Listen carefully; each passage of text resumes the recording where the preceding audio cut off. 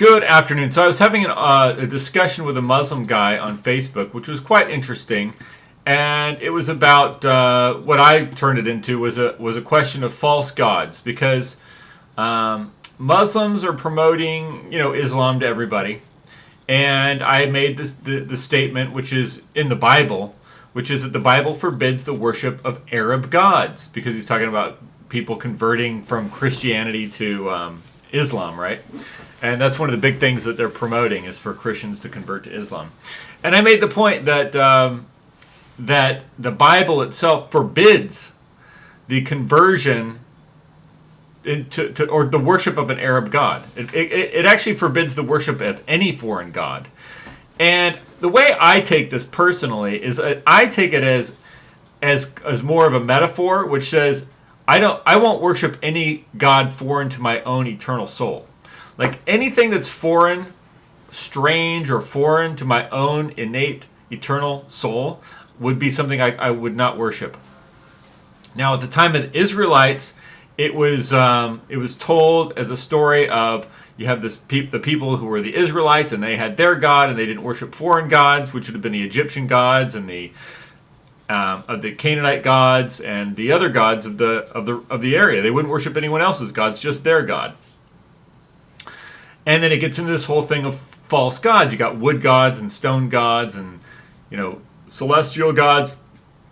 And so those would all be false gods. But an imagined god is also a false god. So if you imagine a god and make a story about God, that's not the real God. Maybe it's a story about God. Maybe it teaches something about God. And I think that's what the Israelites try to do in many cases. They would write stories like the story of the guy that gets swallowed by the whale. I don't think that really happened. I think it's a story.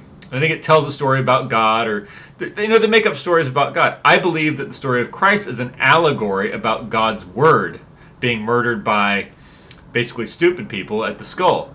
So I look at it as an allegory, and I look at these as metaphors, and I think there was some historical context to it. But overall, I believe that's the way I look at it. So when it says in the Bible, "Do not worship strange or foreign gods," I take that to mean personally, in the way I view it, because I'm not an Israelite. I never lived there. I wasn't part of their tribe or anything like that. So I take that to mean no god that's foreign to my own eternal soul, right? Because those are false gods. And so I was having this discussion with this guy, and he's a Muslim, and he didn't understand that. Because I was saying that Allah, the god Allah, was invented by Arabs in 1610, so it's a false god. It's not a true god. It's a mythical god. It's a man-made god, invented by Arabs around 1610. So that's a man-made god. And he's like, no, it's only stone gods and wood gods and gods made of plastic. Okay, those are also false gods, but so is a god that you just imagine that exists. See, that's you creating a god that doesn't really exist. And so when we got into it a little more, you want to know what I think. And I told him that, what did I say here? I told him that God means ruler and that I am ruled by the truth. And if you think about that the truth is the closest thing you will get to the true God, right? It's associated with the truth. What is true, what is false? So when it comes to who rules over me, like what is ruling over me? What rules over me is the truth. I am dedicated to the truth. And so that's what rules me. It rules me. It rules my conscience. It rules me as a human being, as a human soul. And so he asked me, were you created or have taken birth just like that? He's being kind of snarky. And I said, what do you mean by you in this sentence? My body or the soul? And he says, both your soul and your body. And I told him, body is a physical object that was created by my parents. I am not my body. I am not a physical object. I came from eternal God, and I am in God and with God always. And I quoted Ecclesiastes 12:7 that says, then shall the dust return to the earth as it was, and the spirit shall return to God who gave it. And then I said, now you understand why I don't need your little Arab God. And this got me to thinking that this is exactly how the Greeks developed their ideas about their own eternal spiritual soul, that their soul was eternal. And this is why it was the Greeks who abandoned the old gods. I don't know if most people don't realize this, but just like the Judeans abandoned the Egyptian gods for the one God of Israel, the Greeks abandoned the Greek gods for the true God of the eternal soul. And the reason they did this wasn't, as far as I can tell, so much to having to do with any contact with the Israelites as it was contact with Egypt, who the Israelites also had contact with. And so once again, we go back to Egypt. And it looks to me like in Egypt, there was this idea of the soul of the person. The body has an eternal soul, which separates from the body at death and continues on as life.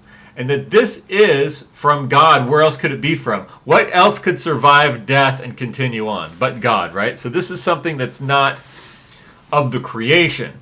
It's an animative force, which is the intelligence of the body, and this is the living part of the universe, which is not killable. I mean, that's one way to describe it.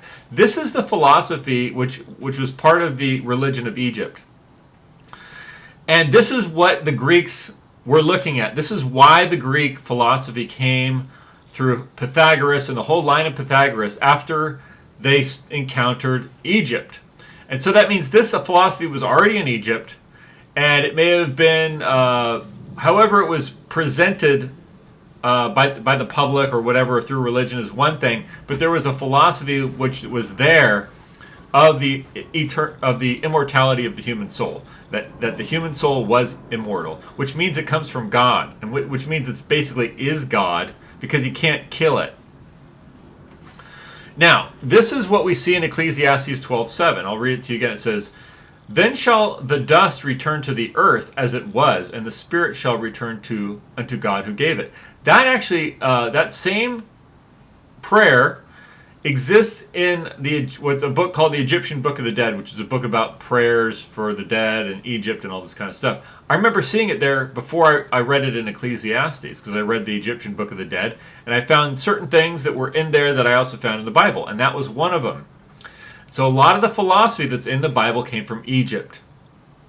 And this idea of the eternal soul going from one body to another body, or going into a body and coming out of the body and living and continuing on,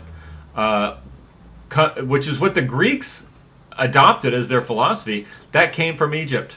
And it was the Greeks studying the Egyptian religion, because you imagine, here you have these giant pyramids down there, right? And obviously whatever built that was extremely technologically advanced. So I don't know when they were built. I don't think they were built a few thousand years ago. I think they're much older. I can't tell you when they were built because I have no idea. But it looks to me like they're really old, and whatever civilization built them was super advanced. And whatever technology was left over, as far as their spiritual technology or understanding, is what the Greeks had adopted. And this is what changed the Greek civilization. And this is why people like Alexander the Great went around claiming that he was God, that he was part man, part God.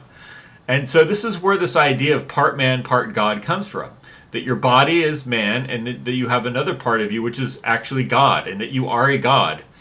And so this can kind of get into this whole thing of, well, if you're a God, then you can do whatever you want, blah, blah, without consequences. But this isn't what, this idea that you can live without consequences is not true, which is why in Christianity it talks about, if you do what is right, you will live, and if you do what is wrong, you will die. And God kills the evildoers, and God saves the righteous. The righteous survive, and the evildoers are all destroyed. And that's where I fall on that line. I don't believe this idea that people are, because they have the Spirit of God within them, that they just have license to do whatever they want. I do not believe that at all. But they do have the Spirit of God within them, and that part of them is essentially God. I mean, what else is it? If something doesn't die when the body dies, then that is God. That's the only thing you could describe it as. And so there's another quote actually from Genesis, which I'll read to you. If I can find it real quick. Well, I can't find it real quick, but I know what it is. It's Genesis 6:3. But the way to get the best translation of it is to go to the original Greek and copy it and paste it into a Google Translator.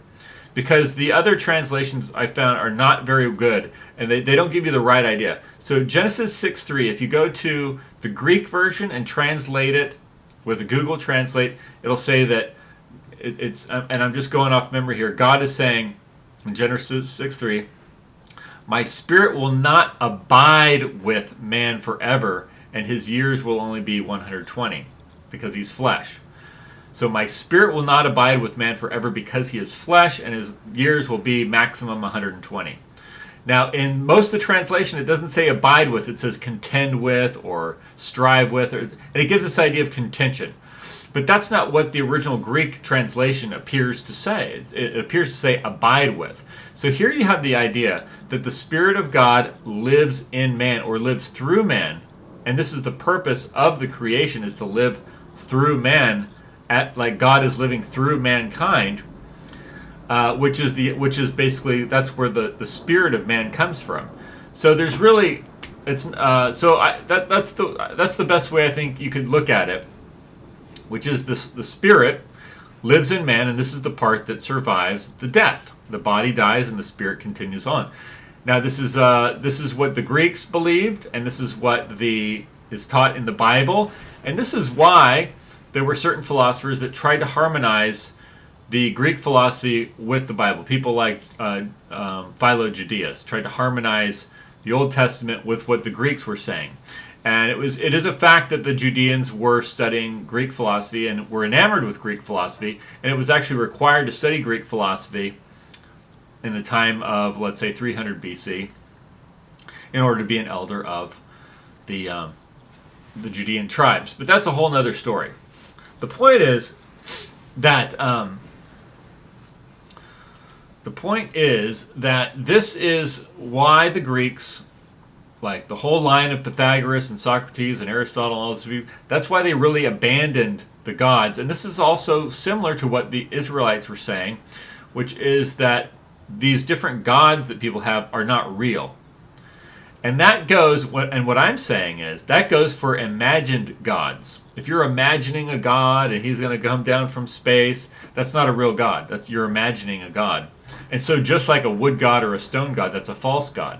So the true God is the God that your spirit, when you die, that's the thing that lives after your body dies. That's the true God, because that thing is from God. And so everybody who's alive that has a spirit in them, and that spirit lives after the death of the body, that's where God is. So you can actually find God in other people and in animals and in plants and all that stuff. So the animists were right about that in many ways.